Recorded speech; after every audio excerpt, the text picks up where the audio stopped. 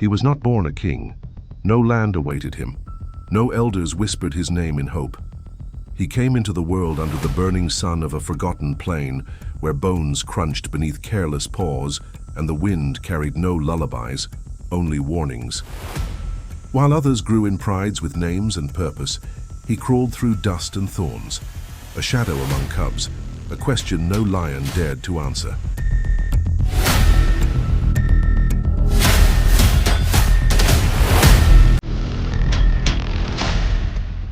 No one remembers his first kill because he was never seen coming. He was small, sickly even. And yet beneath that frail frame something stirred, something relentless, something unshaped by compassion. He watched from afar, never played, never joined. While others chased butterflies, he studied vultures. While they wrestled, he measured the pulse of silence.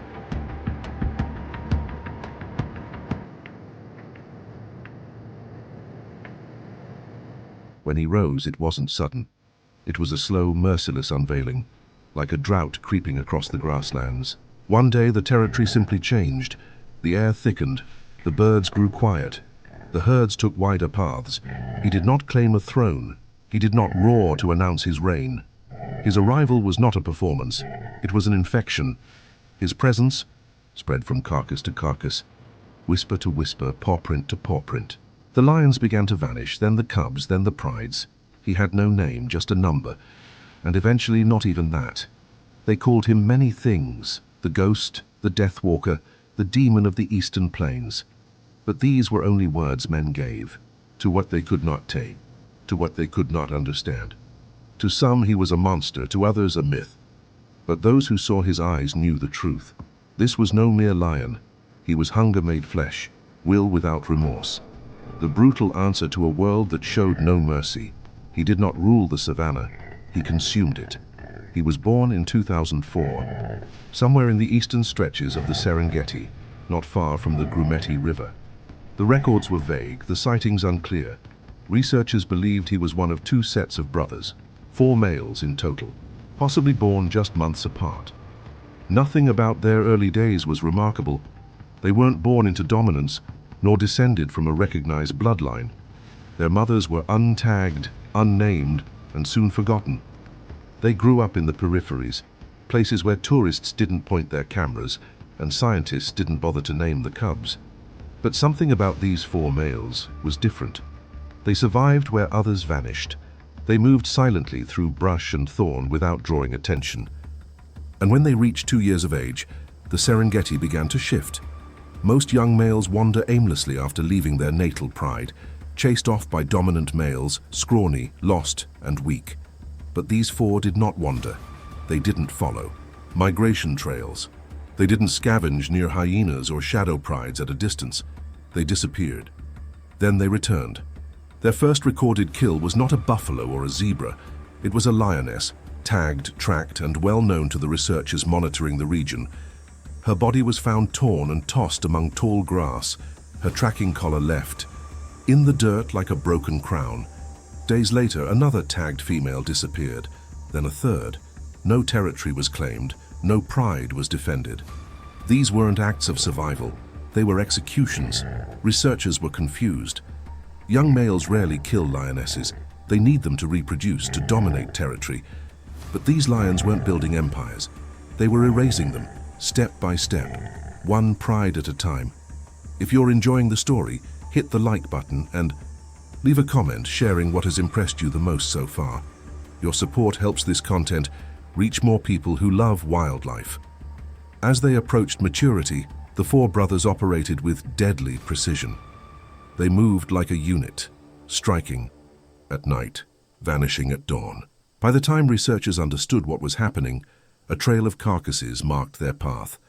Lionesses, cubs, subadults, any rival male foolish enough to remain behind.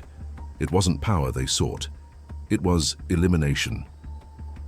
By age 5, they had grown large, bodies thick with muscle, manes streaked with black, shoulders low and hulking. They were no longer ghosts. They were reapers. And the lions of Seronera and Mukoma began to vanish or flee long before the brothers arrived. They had no official names, only collar numbers, 93, 94, 98, and 99. But no one called them that outside research reports.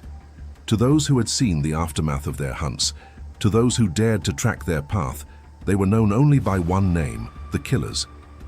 By the end of 2009, the killers had become more than predators. They were a force, a tide of violence that reshaped the eastern Serengeti. Unlike other coalitions, they didn't conquer and settle. They eradicated and moved. No pride stood for long. No territory stayed untouched. Their dominion was not marked by borders, but by silence. It was around this time that the Juakali pride became their next target. In a swampy region where the grass grew tall and the water never dried, two dominant males ruled, Seaboy and Hilda. Seaboy, with his dark mane and hulking presence, was a symbol of strength in the central Serengeti. His coalition partner, Hilda, was more golden, equally strong, and fiercely protective.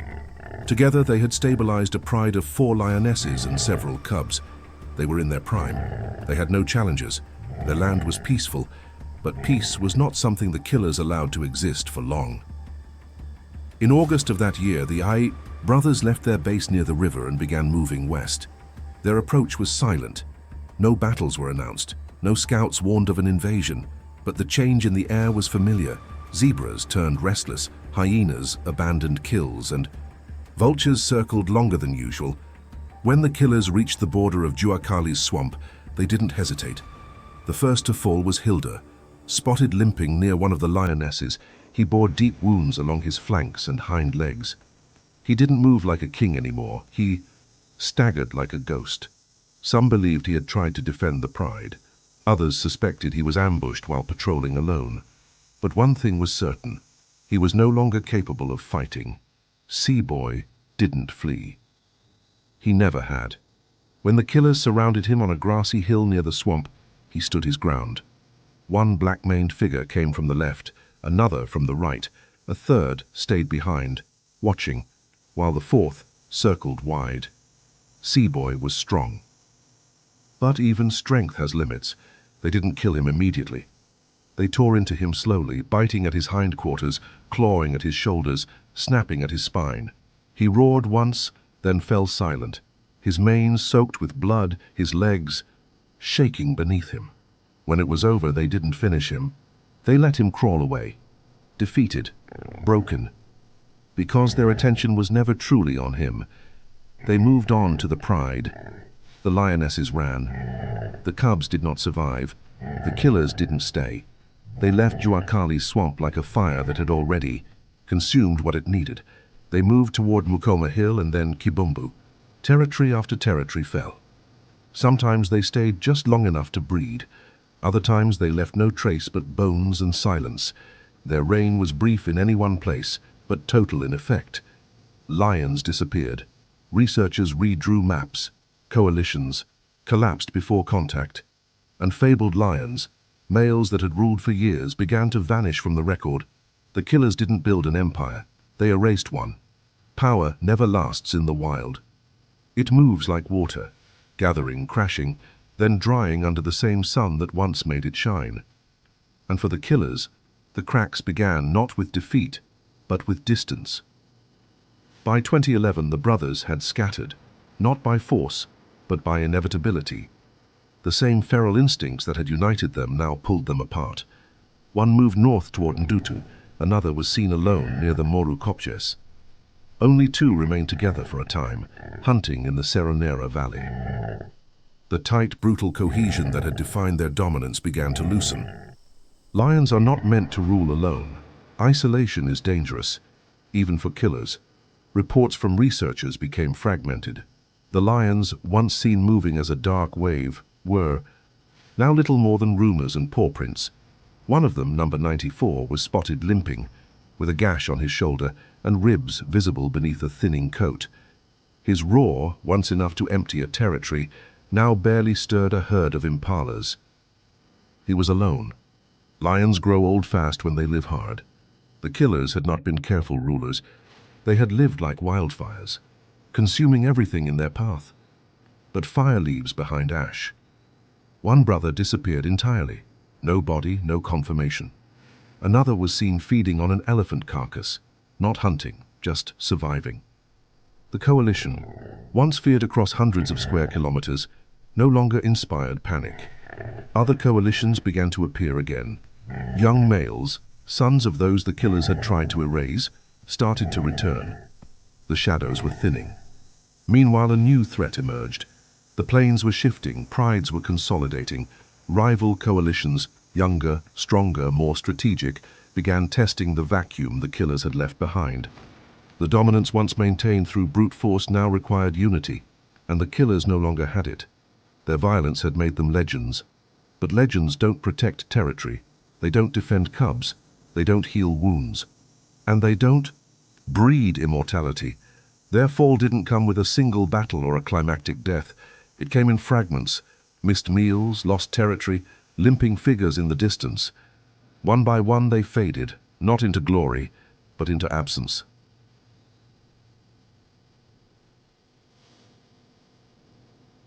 No one mourned them.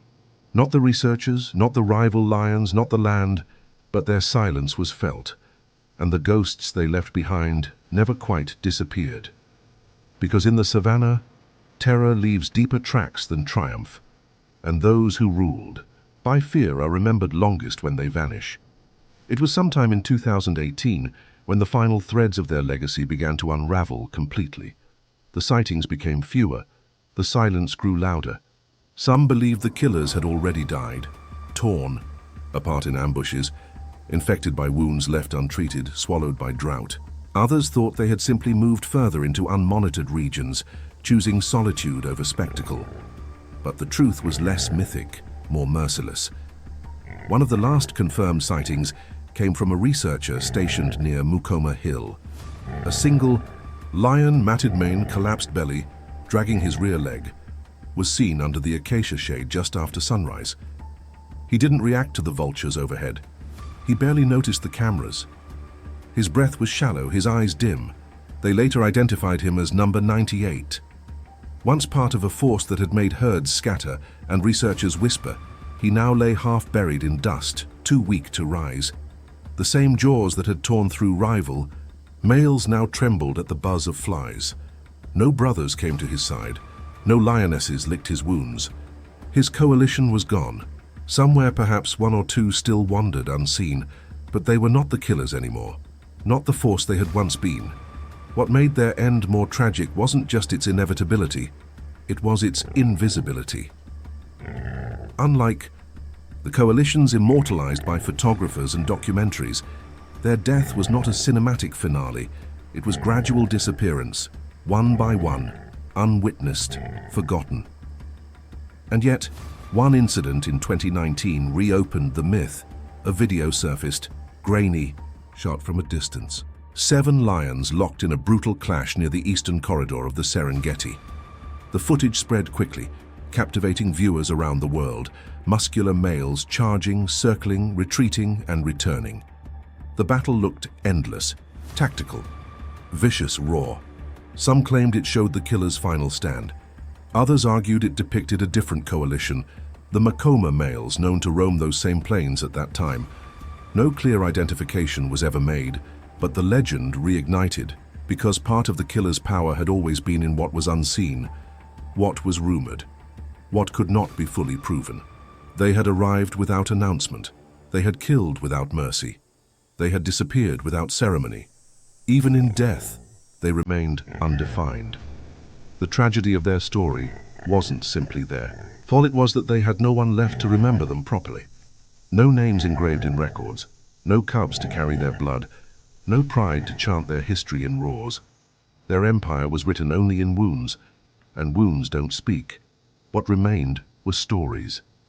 Stories told by guides who remembered days when even the elephants avoided certain hills.